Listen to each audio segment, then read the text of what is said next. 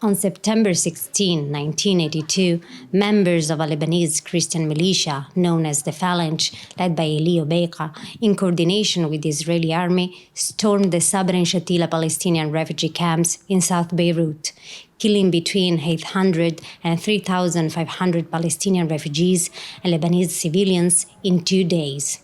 Mahmoud Surur remembers the piles of the bloated corpses. He lost 7 members of his family in what was one of the most brutal massacres of the Lebanese civil war. When I entered the house, I saw that they killed my mother, my father, and 5 of my brothers and sisters. Some of my neighbors were beheaded. Other bodies had been tied up and raped. A small museum inside Shatila camp also preserves memories of the Palestinian refugees' decades of trauma and forced displacement. This reflects the lifestyle of the Palestinians before 1948. If you don't have the past, you will not have the future. They want us to be slaves, but we will not be slaves. We are fighting for our right.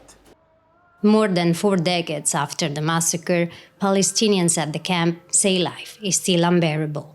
Now, the war in Gaza and the clashes along the Lebanon-Israel border raise fears of a wider conflict.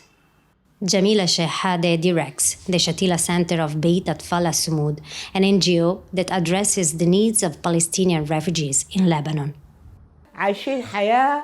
What we are witnessing in Gaza brings to mind the Sabra Shatila massacre, and perhaps it will soon be our turn to suffer the same fate. That is why we are scared. War means destruction. People here say images of the war in Gaza are driving them to unconditionally support Hamas militants. Hamas is a true Palestinian resistance movement. It is carrying out what every Palestinian would like to do.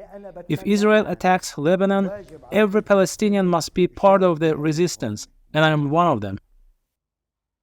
The Hamas-backed Gaza Health Ministry says more than 14,000 people have been killed there since Israel launched the war against the US-designated terror group in response to coordinated attacks on October 7th. On that day, Hamas gunmen killed 1,200 people, mostly civilians, and kidnapped more than 200 people, including children. Israel says it has been preparing to open a second front in its war on militants if Hezbollah steps up its attacks from southern Lebanon. Lebanon is already on the verge of collapse after years of the economic chaos. The rising anger and tension among Palestinians in the country and the prospect of a new all-out war is for many Lebanese cause of concern. Nicole Di Ilio, VOA News, Beirut.